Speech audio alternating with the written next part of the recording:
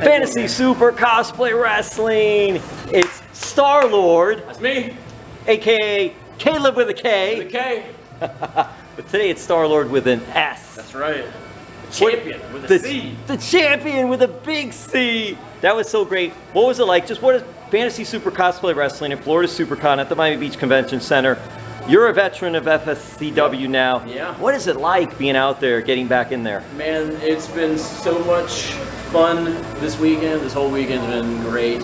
You know, I haven't done one of these in a year and a half at least, if not more. It's just such a pleasure to get in front of fans who genuinely want to see fun wrestling and have a great time, and they don't want to hate on anybody and tell you anybody sucks. They just want to be entertained and have fun, and it's so much fun to do that. How did you first hear about this, and what were your thoughts initially before even getting involved with all this? You know, I saw several years ago a bunch of my buddies from Florida were doing, you know, FSCW was just like the one show a year at that point, and I would see every year these people posting pictures, this Deadpool and all these other characters. Like, man, this is really cool. I really wish I was a part of this. And then they started running in Raleigh, in North Carolina. I'm from Charlotte, a couple hours away, and they asked if I could help out and be a part of it. And it was, man, of course, like I was like, immediately I was like, yes. And I was like, do you need anybody else? And they said yes. And I brought all my friends, and I got everybody here. And we haven't looked back since. You know, it's been, you know, Raleigh and then Richmond and Louisville and Minnesota, and it's just been awesome to get to travel all over and be Starlord. It's one of my favorite things to do in all of wrestling. Tell us about the North Carolina contingent. They came all the way down to South Florida for this event. We left Thursday night, well, Friday morning, 3 a.m.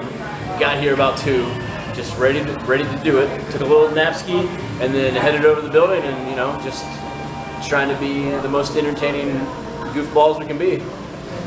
Are you into comic books? Are you into anime or video games, stuff like that? I'm into the movies, portion of it. I was into the comics a little as a child. You know, I grew up with the X-Men animated series and Spider-Man, and I really loved all those things. And you know, I like the MCU stuff. Yeah, so like, there's a lot of the Godzilla stuff that's here. Like, I like a lot of that kind of stuff, and like the Alien franchises. And they, you know, they asked me about being Starlord, and I was like, this is one of the movies I've seen. I like Starlord. I think I can be him.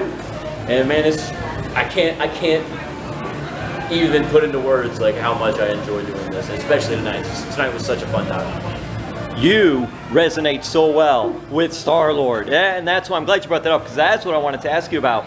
Just how much of Starlord, a little bit of Starlord, or half of Starlord that we see is actually you being you. Yeah, it really is. Honestly, man, you know, not so much nowadays, but when I started 15 years ago, everyone, you know, wanted to be the badass. You know, they wanted to be like the MMA fighter. I have to look strong. I can't be funny. I can't be witty. It's just like, you know, I gotta be this guy. I gotta be tough all the time.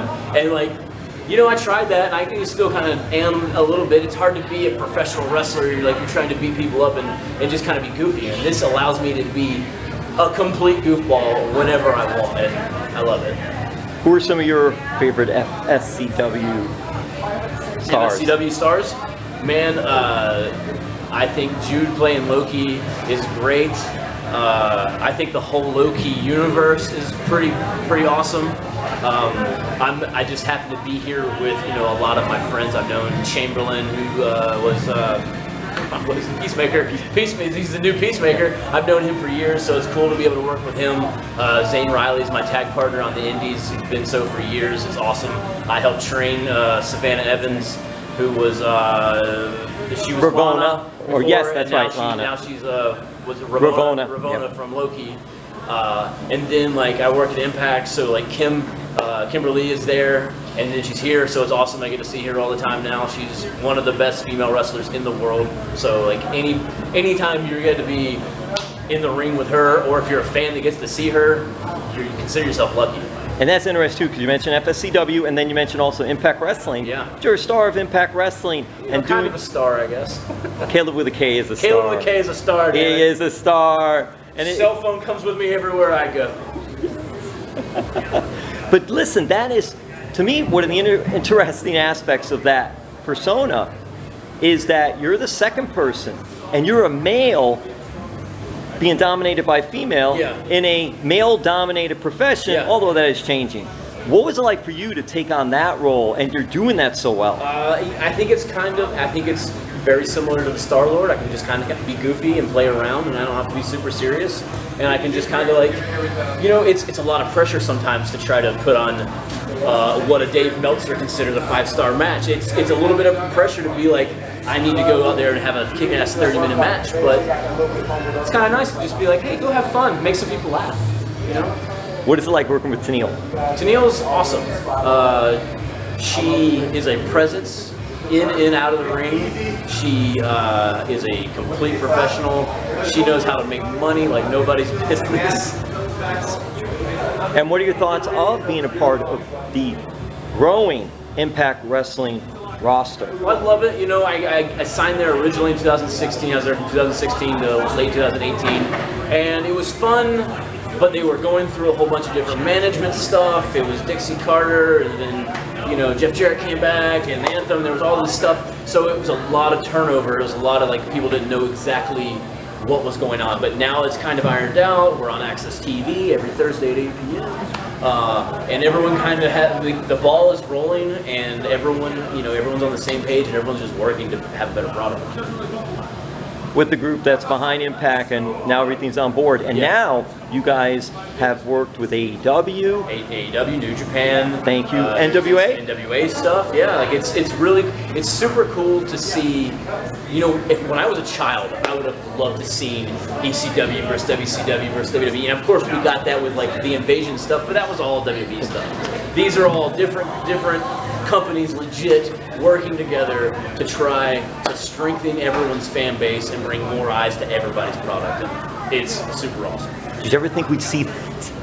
I never in a million years thought I'd see it. Even when it's happening, I'm like, well, this probably isn't gonna last much longer. And then it keeps on getting bigger, and the bonds go bigger, and it's super cool to see. We just saw a cool NWA Empower show, featuring all the women.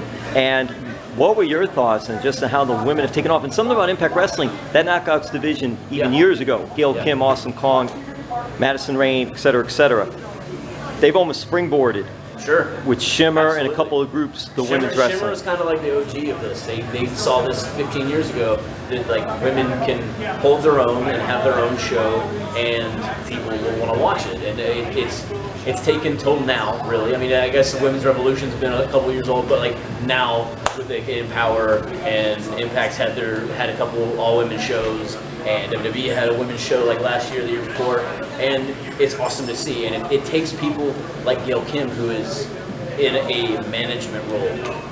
She sticks up for all the girls there. She fights and makes sure everyone gets their just due and gets their time on TV and everything. And it takes a woman in leadership, it seems, to make, it shouldn't be that way, but it takes a woman in leadership to really push for these girls, and they're killing it. They're killing it. So it's awesome to see that too.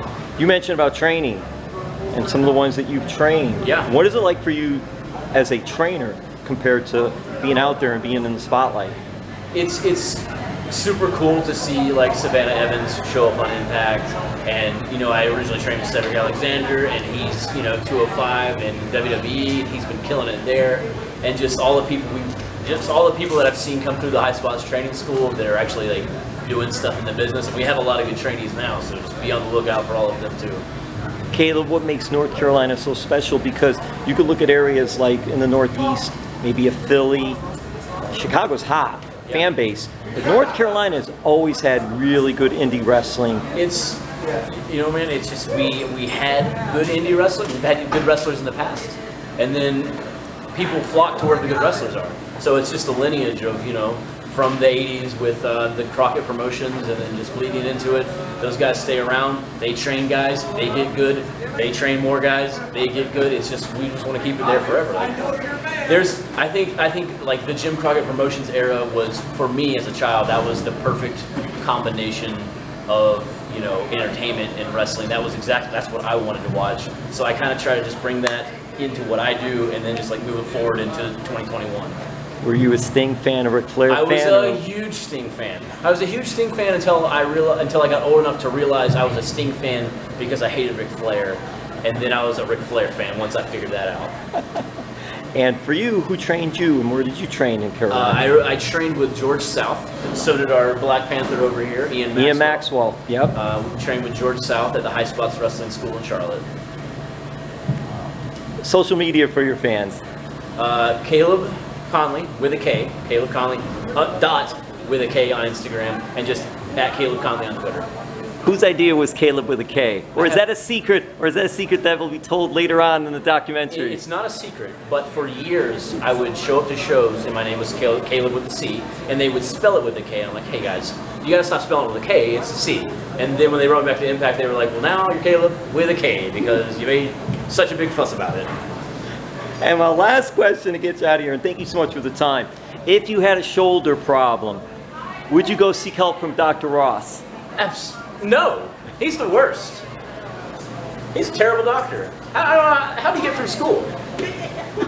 Ross Foreman, I'll be looking for you.